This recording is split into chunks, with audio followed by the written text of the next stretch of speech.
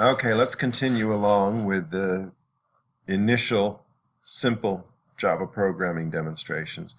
And now I'm going to show how to, or how at least I edit, compile, and run. Now remember, I use Notepad++, I use console. You're going to do the similar things in Eclipse. It's all the same under the hood here. So let's see, we ended up there with some simple console commands, and now I use Notepad++.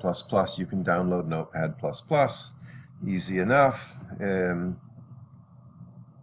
there's the download page on the internet. Again, just Google that. Download Notepad++.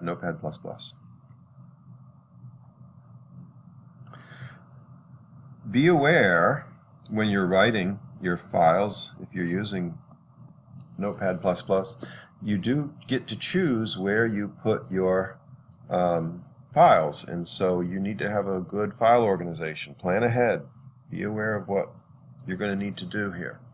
Don't just throw everything on desktop.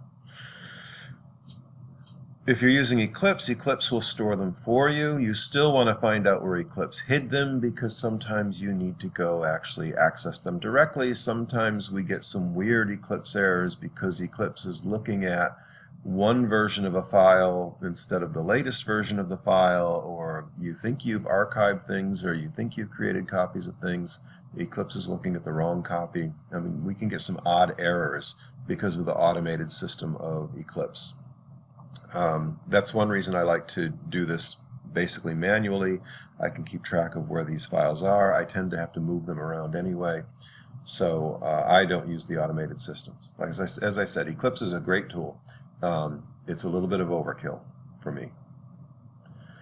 Okay, so here's the first file. It's the classic Hello World. Hello World is a standard first file that people run, number one, when they're learning programming languages, but number two, anytime you download or operate a new system, you should do something that's typically referred to as a Hello World operation, and it's basically running something so simple that you're just proving that the system was installed correctly. So what we're showing here is we have an actual Java compiler and we have an actual Java runtime environment that can print something out to the system, and the thing that's always printed out is Hello World. Now you find other textbooks that might say something different, programming in Java is fun, things like that. Those textbooks, of course, should be burned. It's always Hello World. I'm a traditionalist. As a side note, I give you two versions of all of these pieces of software. We won't do this throughout the whole semester, but early on I am. So there's Hello World and Hello World Annotated, and the difference is comments. The way you make single-line comments as Java is with this double //. And so you'll see the annotated versions. It's all comment. So, and the idea here is I'm telling you what each line of code is doing. And so your code will look like this, and the annotated code will look like that. I give you both versions, and I recommend starting out with the annotated versions. If you want to start out with the others, that's fine.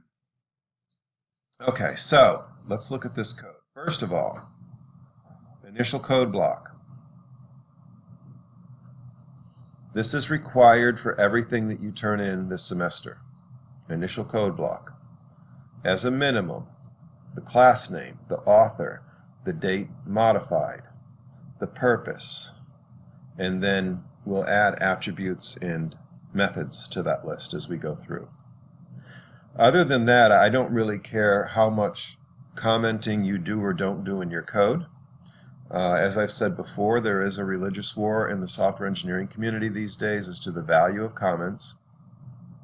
If your code is so bad that it can only be understood with comments, then just, gosh darn it, write better code.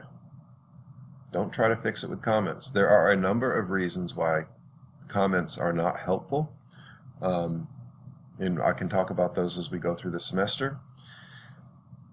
Use them sparingly is my advice. Use them sparingly. write good code and write minimal comments, and you will be a happy, productive programmer. Alright, so comment block is the first thing. And then we do our class definition. Public class hello world. And notice this bracket is red and this one down here is red. Notepad++ will tell me where the pairs are for the brackets. So what does that mean? Public. Everybody can see it, right? That's what that means. Public. Everybody can see it. Everybody can use it. Make all of your classes public. There is no reason to make a private class. In the textbook, you will read about private classes. They're frowned upon, though. It's really difficult to come up with a reason why you'd want a private class. So public, everyone can see it. Class, you're telling the compiler, hey, I'm about to define a class here, pay attention. What's its name? Its name is Hello World. Capital H, because it's a class, that's a convention. This class only has one method in it, which is the main method. Public static void main string args. You're going to get used to that. It's got a nice rhythm to it, right? Public static void main string args. Nice rhythm to it. Public, everybody can see it. Main, that's its name. Inside the parentheses is the input parameters. Oh, this thing can take an array of strings is what it can take. We're not going to worry about that. You almost certainly will go through the entire semester and actually use that 0 times. I'll have some examples in next 2 or 3 weeks where we actually use those. But since we're doing the your project, everything has to be all the interaction with the program has to be through the GUI. That won't be something that you're used. Can you take it out? You're not going to use it. Can you take it out? Absolutely not. It is required by Java, not by me. Void. It does not return a type. And then we have this weird word static. Public static void main. Well, what does that mean? Remember what dynamic means. Dynamic means changing. Static means unchanging. In this sense, this method is unchanging in this particular sense. Remember, what we do when we write class files is we are creating the design, but we don't actually have the object. Well, you can't actually use any methods in a class until you have an object of that class. That's the only way you can use those methods. But if I need to start the program at the main method and there's no objects created before the program runs, but I need to access the main method to run the program, but I can't access the method until I create an object, you can see there's a paradox there. So you need some mechanism by which you can grab hold of the main method before you've even created an object. And that's what static is telling you. It basically means this thing exists always. It's static. It doesn't depend on object creation or deletion. It always works. The textbook uses static a lot when it's doing examples of methods, and I would recommend to you to ignore that. All of my examples require object creation, and here's the reason. You should have exactly one static method in any class, and generally for your program, exactly one static method, and that's main. All your other methods should not be static. Hello World always just does one thing. It just prints out Hello World. So this is how we print things out in Java. It's the generic console output.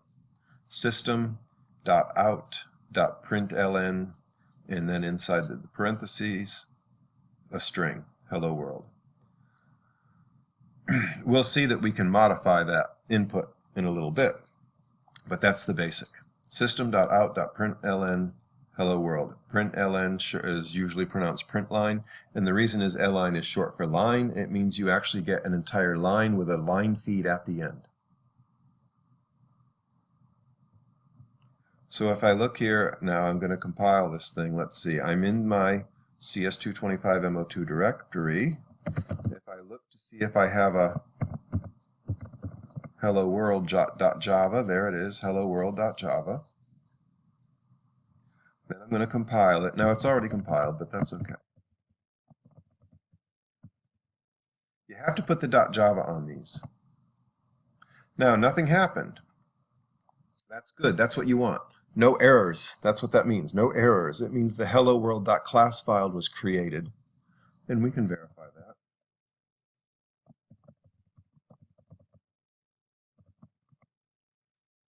Hey, it was created today at 8:53 a.m. right when I was typing this.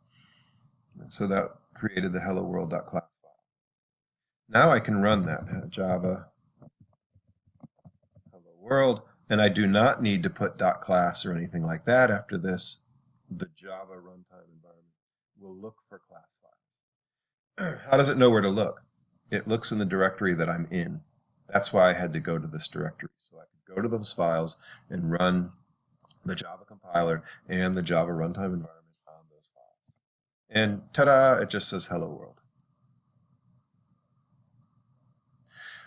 Let's screw it up.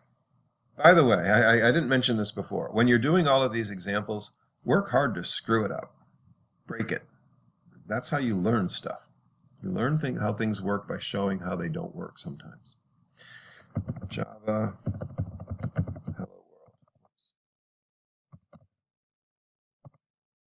Could not find hello world. Why? Capitalization matters.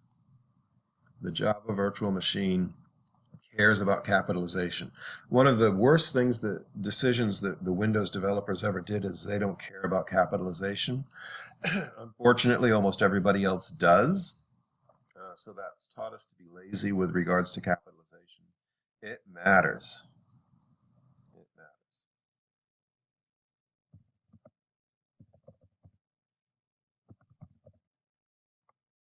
Can't find hello. It doesn't even look at world. These things matter. Try to figure out how to make things not work. It'll teach you stuff. I'll do some examples in class where we're rewriting this hello world program and trying to compile it and run it just to see what happens. And I recommend that you do that stuff too. Okay. Know where your files are. Let's do a simple... Well, I'm going to stop here after hello world, and I'll do all these circles on the next discussion. Remember, you've got a hello world and a hello world annotated. You can look at both of those.